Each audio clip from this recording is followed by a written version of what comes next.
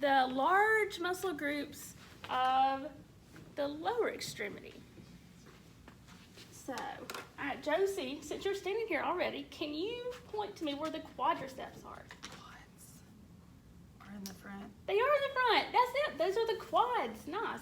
And so the quadriceps, any idea why we call them the quadriceps? There's 4. There's 4 of them. Isn't that handy? So there is the vastus lateralis, and it attaches to the lateral side of the front of the leg. T-line or something? The IT band, Okay, nice. right? And it does blend fascially in with the IT band, but it actually attaches just along the femur. We have our vastus medialis, so it attaches to the medial side of the inner thigh, or the inner leg, not really the inner thigh. Those are the adductors. But the inner thigh. We have our rectus femoris, and it actually attaches up and crosses the hip joint, and it is a biarticulate muscle. So that means that it crosses 2 joints. Biarticulate muscles cross 2 joints. And then they all collectively attach to the tibial tuberosity right here. So they blend in, they make up the fibers that create the patellar tendon and come down and attach below the knee on the tibial tuberosity.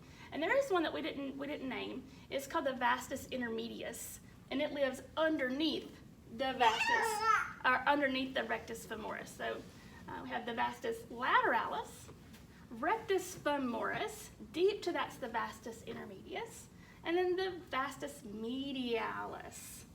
It runs down this way. And then they converge into the patellar tendon and into the deltoid tuberosity. Tibial tuberosity. Thank you, Joy. You're the best. Holy moly. Come on, Jasmine. So now, who can show me, who can come up here and point on Josie where the hamstrings are? Anybody? Come on, Suzanne. Show me on Josie. That's it. Perfect. So stay turned around here for me. So the hamstrings. We have 3 hamstrings. It would be really helpful if they had named it something that there's 3, but there didn't. I didn't get to make the rules. Right? The tri-springs. Right. So the hamstrings, we have our biceps femoris. And we actually have 2 heads of the biceps femoris. That's why they call it the biceps femoris, right? So it comes down and it's going to attach on this bone right here. Anybody know what that bone's called? That is your... Fibula. Fibula, nice. So from the fibula, the biceps femoris, then we have our semitendinosus. That semitendinosus, it actually wraps around and attaches on the front inner side of the knee. This little area called the pezanzarine. So right in here, the pezanzarine. And then we have our semimembranosus, and it comes down and attaches to the condyle of what's this bone right here? Tibia, yes. And then they have a collective attachment, proximal attachment, and they're going to come all the way up and they're going to attach right there. What is that called? Gluteal cleft. Oh, good. That, you know what? That is the superficial bark. Well, how about that bony prominence that's right there? What do we call that? Ischial tuberosity. Ischial tuberosity. Say it like you mean it. Ischial tuberosity. Yes, the ischial tuberosity. So all of the hamstrings come all the way up and attach to the ischial tuberosity. Like poking her butt. Okay. So we have the biceps femoris that attaches to the fibula.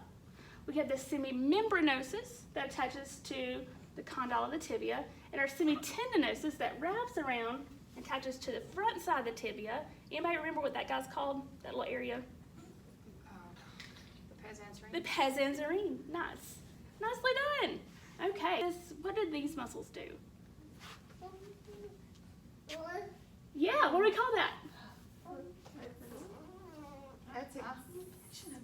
That's extension and no flexion. Knee flexion, yes, but it also does what? What else does it do? Hip extension, yes. So show us hip. Oh, that's hip abduction. It hurt, didn't it? Show me. You had a good leg day, babe. Show me hip extension. That's it. Good job, Josie. So hip extension. I'm just dropping there. I called you Savannah last week. Hip extension. So because the hamstrings are biarticulate, right? They cross multiple joints. They cross the hip joint. They cross the knee joint. So they do knee flexion. Show me knee flexion. Yep, and they do hip extension. Show me hip extension. Beautiful. Nicely done. All right, now, who can show me where the gastrocnemius is? Joy, can you show us the gastrocnemius? Maybe Ryder can. Ryder, can you show us the gastrocnemius? Ah, good job, Ryder. Yay! Good job. That was so good. So the gastrocnemius is this big muscle right here, and it actually blends in and along with some other structures creates the Achilles tendon. We've all heard of the Achilles, right? The Achilles tendon. So, and then it comes up, it is a biarticulate muscle. So it's going to cross the ankle and the knee joint. And in the knee joint, it's actually going to come up. The gastrocnemius has two heads. It has a lateral head that attaches to the lateral epicondyle of the femur. It has a medial head that attaches to the medial epicondyle of the femur. And any idea what its two motions are? Just based off of where it crosses at? Ankle flexion.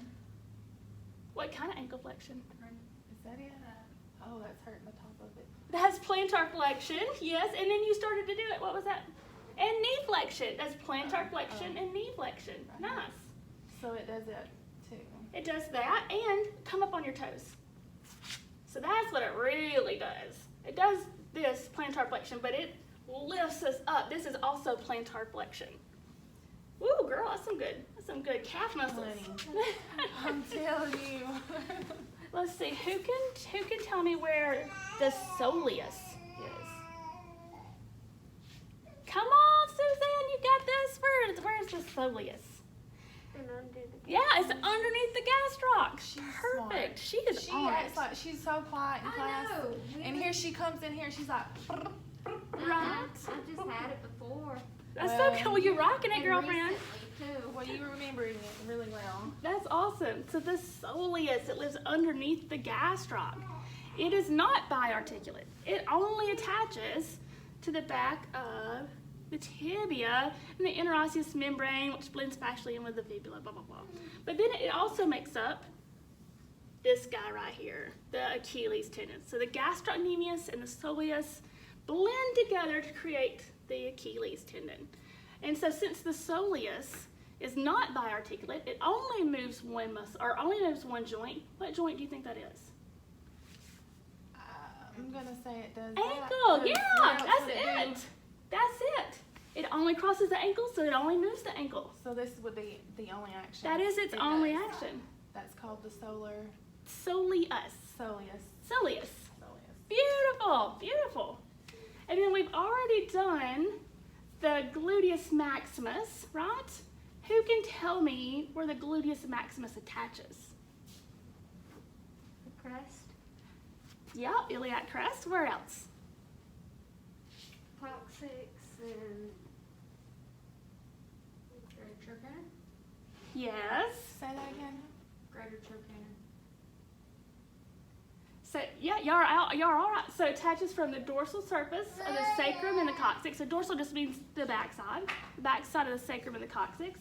The iliac crest, it comes over and it's going to blend in fascially into the greater trochanter, and it's going to attach to a little line right here called the gluteal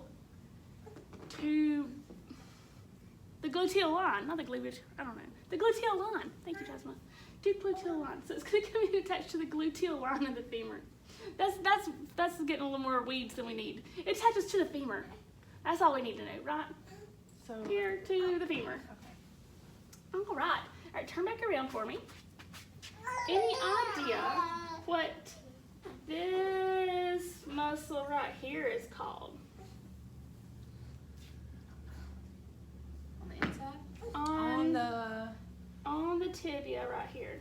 Anterior tibialis. Anterior tibialis. What does it do?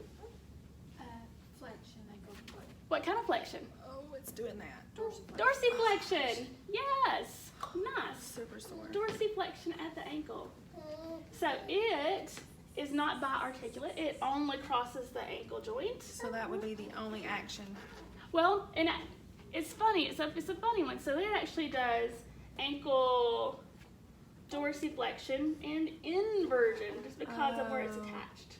So 2 actions. Yes, That but 2 actions of the ankle.